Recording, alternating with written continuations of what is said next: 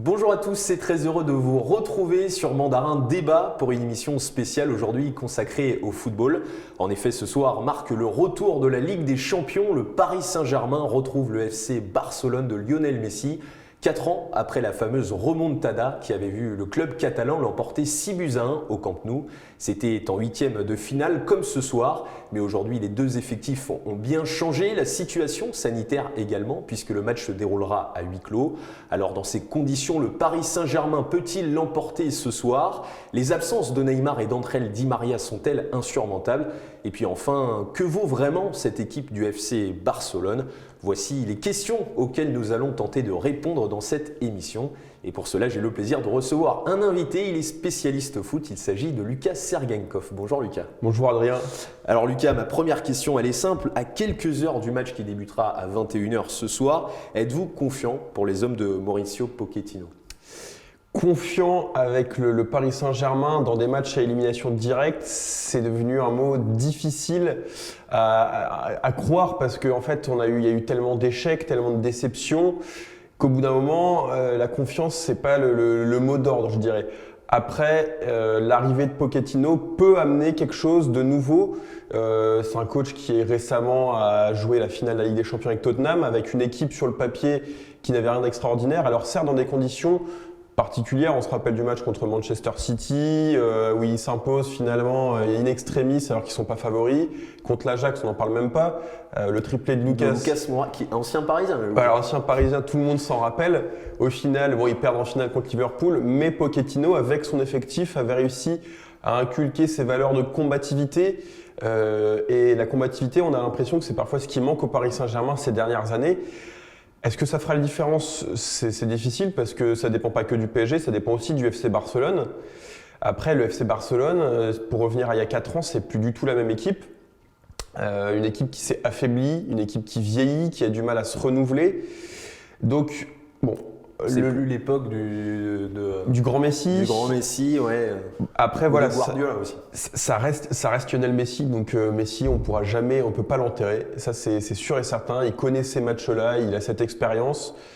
Il y a des joueurs comme Antoine Griezmann, il y a des joueurs comme Ousmane Dembélé qui évidemment peuvent créer le danger.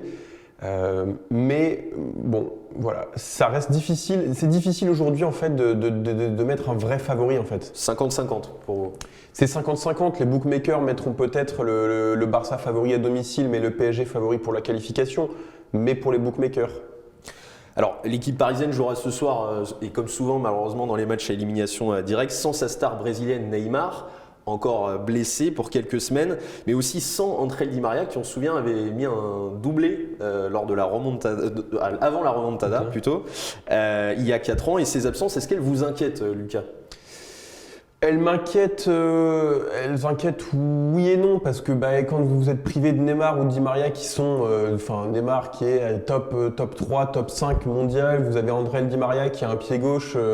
À tout moment, il peut marquer. Voilà, c'est ça. Oui, sur cette partie-là, c'est dommage de se priver de ces deux joueurs-là. Après, le PSG, même si on enlève Di Maria et Neymar, normalement, sur le papier, vous avez une équipe très compétitive. Vous retrouvez un Mauro Icardi depuis son retour de blessure début janvier qui brille, qui est affûté, qui est vif. On retrouve un peu le Mauro Icardi de l'Inter, l'attaquant de l'Inter, le vrai neuf. Vous avez Moïse Kean qui s'est bien intégré à ce collectif, qui a su remplacer Icardi quand il le fallait dans les matchs de Ligue des Champions, dans les matchs de championnat. Vous avez donc une vraie doublure. Après, la question, ça sera au niveau plutôt de la composition d'équipe. On reviendra peut-être dessus plus tard. Mais en tout cas, et puis vous avez un facteur X qui est Kylian Mbappé sur courant alternatif depuis le début de saison. C'est vrai qu'il est peut-être, malgré des statistiques intéressantes, en deçà de ce qu'on peut espérer d'un joueur comme lui. Mais vous avez une équipe compétitive. Vous avez un milieu de terrain avec Marco Verratti qui a priori sera là. Qui devrait jouer en numéro 10 peut-être. Alors à quelques heures du coup d'envoi, la tendance semble rester sur Verratti en 10. L'incertitude en fait, ça va plutôt être sur la présence ou non de Moïse Kean et Icardi. Est-ce que les deux seront alignés titulaires ou est-ce que Pablo Sarabia sera aligné sur le côté droit? Selon les dernières informations, il semblerait que Moïse Kean soit installé à droite, Verratti en numéro 10, Kylian Mbappé sur le flanc gauche et Icardi en attaque. Et derrière, Paredes avec Idrissa Gueye qui pareil est un peu sur courant alternatif en Ligue des Champions. Souvent d'un très beau match face au Real de Madrid. C'est ça. Depuis, pas grand-chose. C'est le problème d'Idrissa Gueye. Enfin, ceux qui suivent le Paris Saint-Germain, qui aiment le foot, vous regardez les performances d'Idrissa Gueye depuis son arrivée. Grosso modo, il y a un top match contre le Real. Vous avez un bon match peut-être en Ligue 1 ou 2. Et puis, j'ai envie de dire, c'est tout. Alors, évidemment, je ne vais pas blâmer ce joueur qui était très performant à Everton, qui avait des statistiques très intéressantes sur le plan défensif, la récupération de balle, un profil un peu à la N'Golo Kanté, mais c'était à Everton, c'était en Angleterre. Le PSG, c'est une formation totalement différente, c'est un style de jeu qui n'est pas du tout le même. L'adversité non plus n'est pas la même, donc l'adversité n'étant pas la même, est-ce qu'il y a besoin d'un joueur comme ça ? Toujours est-il que aujourd'hui vous avez Idrissa Gueye et honnêtement, quand je vois Ander Herrera ou Danilo Pereira, le choix il est difficile en fait. Vous avez vraiment Verratti, indiscutable, il n'y a rien à dire, qui apporte la créativité technique, qui apporte une espèce de vista, de vision du jeu que les autres n'ont pas. Vous avez Paredes, qui revient bien depuis l'arrivée de Mauricio qui joue de mieux en mieux, mais qui est aussi de plus en plus pénible, on va dire, sur un terrain, qui remplace presque Marco Verratti, en fait, qui passe son temps à aller brailler auprès des arbitres. C'est ce qui a tendance vraiment à être pénible, à énerver, je pense, les arbitres, et puis l'entourage aussi. Donc voilà, vous avez une équipe, normalement, avec un pilier central, j'ai envie de dire. Vous avez Marquinhos dans l'axe derrière, vous avez Verratti dans l'axe au milieu, vous avez Icardi en 9, vous avez Keylor Navas qui est peut-être depuis des années la meilleure recrue du Paris Saint-Germain. Donc vous avez les armes et surtout pour Keylor Navas, il connaît le Barça, il les a affrontés à plusieurs reprises avec le Real de Madrid. Avec la période Real. Vous avez des armes pour vous qualifier normalement. Justement, est-ce que ce qui manque, c'est peut-être pas l'animation de ce 4-2-3-1 qu'essaye de mettre en place Mauricio Pochettino depuis son arrivée, avec justement un Verratti en 10 qui a un rendement peut-être moins important, moins efficace qu'une position reculée comme il avait l'habitude d'avoir avec les coachs précédents. Alors, il y a peut-être un peu… c'est un fonctionnement qui est assez particulier. En fait, en soi, la compo 4-2-3-1, ça ne change pas grand-chose par rapport à ce qu'on a vu les autres années. Honnêtement, Tourelle a eu une période avait essayé son 3-5-2 un peu foireux. Mais vous avez quand même cette armature de 4-2-3-1 qui ne bouge pas beaucoup. Là, comme vous l'avez dit, Adrien, c'est vrai qu'il y a la présence de Verratti qui est un petit peu différente. Mais en fait, finalement, même s'il a ce poste de numéro 10, il est plus numéro 8 parce qu'il a cette tendance à redescendre, il garde ses réflexes de redescendre, chercher les ballons. Et il y a surtout une évolution depuis l'arrivée de Mauricio Pochettino avec Marco Verratti, c'est que les matchs qu'il joue, il les joue en intégralité, chose qu'on pensait quasiment impossible. Parce qu'il n'a pas le coffre pour tenir la distance, il ne peut pas faire 90 minutes. Depuis l'arrivée de Mauricio Pochettino, à chaque fois que Marco Verratti a joué titulaire, il a joué 90 minutes. Donc c'est une statistique assez importante. Là, il a eu ce petit souci de hanche. Est-ce qu'il jouera 90 minutes s'il est titulaire? On peut en douter. Mais en tout cas, Mauricio Pochettino compte vraiment sur Marco Verratti. Et le PSG en aura besoin parce qu'il a cette qualité technique de passe. Il n'a pas la vitesse d'un Mbappé, ça on le sait. Ni la frappe d'un Paredes par exemple. Il n'a pas la frappe d'un Paredes, mais Marco Verratti, dans les gros matchs, vous en aurez forcément besoin parce qu'il apporte ce calme, il a cette faculté à conserver le ballon, chose que n'est pas capable de faire, que ne peut pas faire un Danilo Pereira, un Ander Herrera, un Idrissa Gueye qui vont avoir tendance à peut-être plus se débarrasser du ballon et chercher tout de suite les côtés avec Mbappé ou Di Maria ou Neymar quand ils sont là. Mais on a peut-être Rafinha aussi qui pourrait Rafinha évoluer en 10 aussi. C'est exactement ça. Rafinha, c'est un joueur qui, je pense, est sous-coté. Rafinha, il a une qualité technique indéniable, il a une combativité aussi. Il n'est pas très grand. Pareil, physiquement, c'est pas un ogre, mais il est gênant, il est embêtant pour un adversaire parce qu'il bouge tout le temps quand il a le ballon, il bouge tout le temps quand il n'a pas le ballon, il presse. C'est le genre de joueur un peu… c'est un petit peu une espèce de robot qui fait tout en fait. Donc vous avez ce genre de joueur qui est vraiment important. Un ancien Barcelonais qui retrouvera ses coéquipiers ce soir. Alors, Quel joueur parisien attendez-vous le plus du coup, Lucas? Est-ce que c'est Kylian Mbappé peut-être qui a eu du mal dans les confrontations directes en Ligue des Champions avec le Paris Saint-Germain, je précise? Parce qu'avec Monaco, on se souvient à Dortmund, il avait marqué, contre Manchester City, il avait marqué, mais avec le PSG, c'est un peu plus compliqué. Depuis qu'il est au Paris Saint-Germain, la différence avec la période de Monaco, c'est qu'il est beaucoup plus attendu. Avec Monaco, il bénéficiait de ce manque de notoriété, de cette insouciance. Cette insouciance. Alors, sur certaines actions aujourd'hui, il y a toujours cette insouciance, mais oui, c'est le facteur. Clairement, pour moi, c'est le facteur clé de ce match. Si vous avez un grand Mbappé, vous aurez un grand PSG, je le pense. Après, rien n'est écrit à l'avance, mais en plus, vous avez une défense du FC Barcelone qui est quand même très friable. C'est très friable. Donc pour Mbappé, sur son côté, voilà, je pense que la clé, c'est qu'il joue sur son côté, ce que Tourelle ne faisait pas forcément dans les matchs clés, où il a fait jouer en neuf.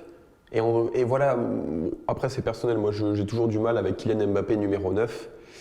Parce neuf tout seul ou avec un attaquant neuf tout seul ou même avec un attaquant juste à côté. En fait, à partir du moment où vous jouez neuf, souvent vous êtes un peu un point de fixation. Alors vous avez différents profils de neuf, mais Mbappé ne correspond pas à un profil de numéro 9 comme Icardi peut le faire, ce jeu en déviation, en remise. Dos au but. Voilà, dos au but. Mbappé, il lui faut de l'espace. Jouez avec de l'espace avec Kylian Mbappé et vous inquiétez pas, il vous servira sur des ballons sur un plateau, il vous fera les différences, il marquera.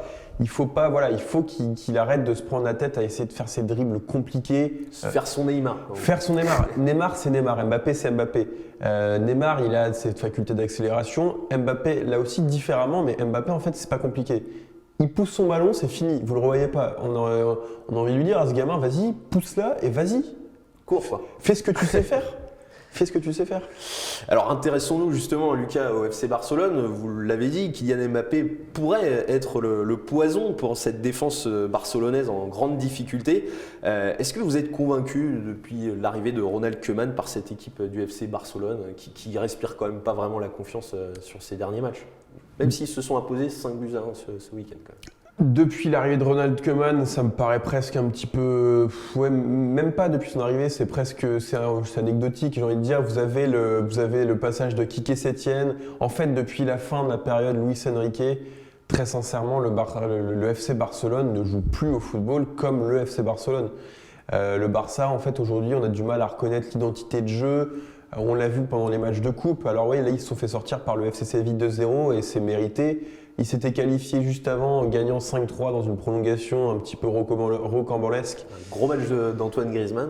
Gros match d'Antoine Griezmann. Mais voilà, le souci du Barça cette année, c'est que vous avez un manque de personnalité. Vous avez des joueurs qui ont du mal à tirer leur épingle du jeu. Vous avez des jeunes qui ne font pas les différences comme à l'époque des Busquets qui sortaient de la Masia, des Messi, des joueurs comme ça qui sont imposés tout de suite. L'identité de jeu du FC Barcelone à l'origine, sous Pep Guardiola en tout cas, c'est le tiki-taka. C'est la possession de balle, c'est un milieu de terrain qui était le meilleur milieu de terrain de l'époque avec Iniesta, Xavi, Busquets. Plus jeune qu'aujourd'hui, mais toujours sur la feuille de match. Toujours sur la feuille de match, mais la vérité, en fait, Adrien, aujourd'hui, c'est que le foot évolue tellement vite que déjà, il y a 4-5 ans, les équipes qui avaient cette possession de balle ne faisaient plus forcément les différences, ces espèces de possessions un peu stériles, finalement, ça ne progresse pas beaucoup. Dans ce genre d'équipe-là, en fait, ce qu'il faut, c'est aussi avoir un mec capable de déclencher des actions, déclencher des choses. Aujourd'hui, non. Aujourd'hui, vous avez eu les périodes du jeu très direct, un peu comme l'ont fait le Real quand ils ont gagné leur Ligue des Champions. Liverpool qui a développé un système avec des latéraux omniprésents offensivement, défensivement. Ultra rapide, oui, aussi. Ultra rapide.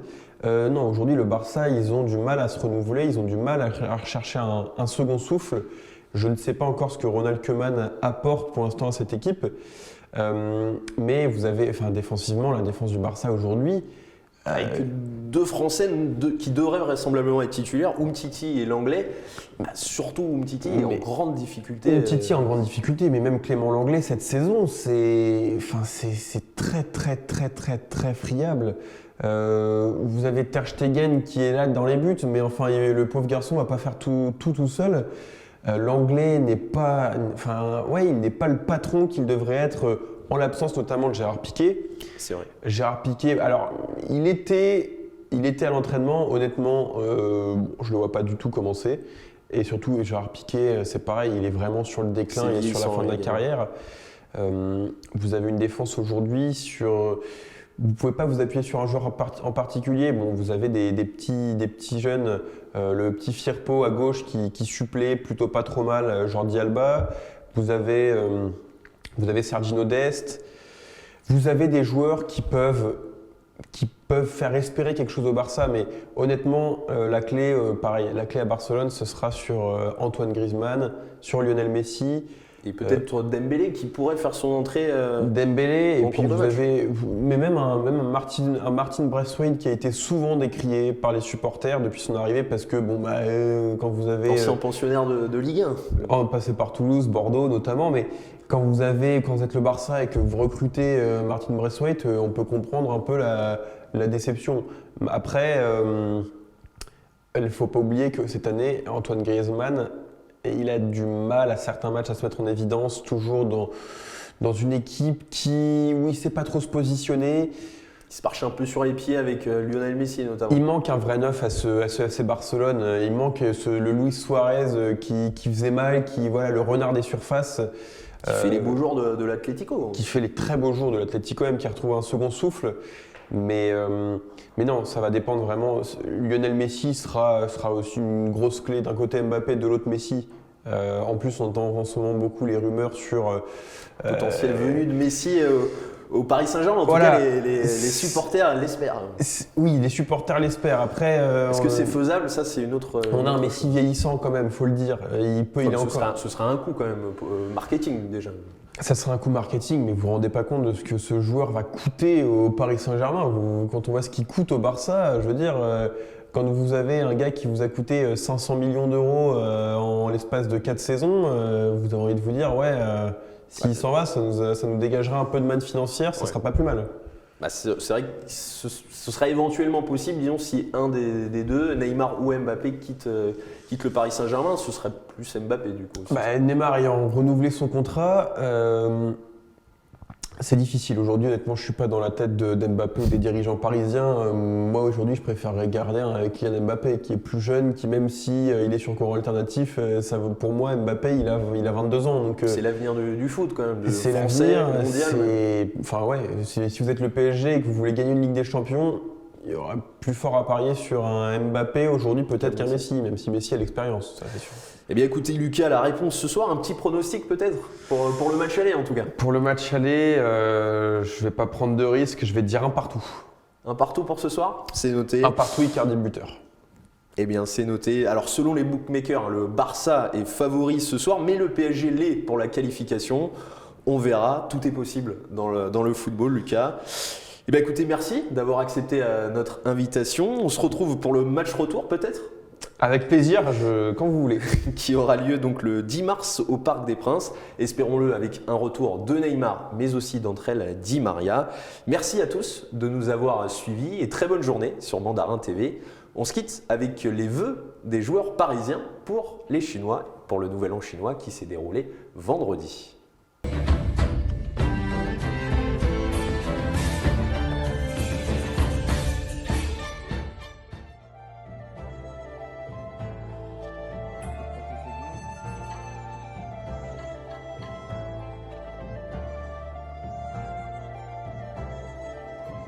Tabali Gagné, Banyanla, Shanti Kong, Jinjung Dadi, Xinjun Daji,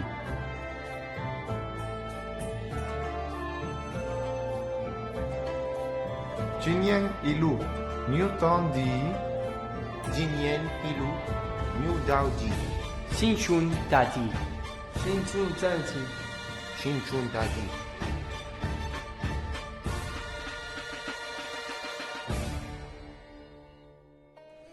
Ah, c'est Ni hao. Ni hao, ni hao. Merci beaucoup. Merci.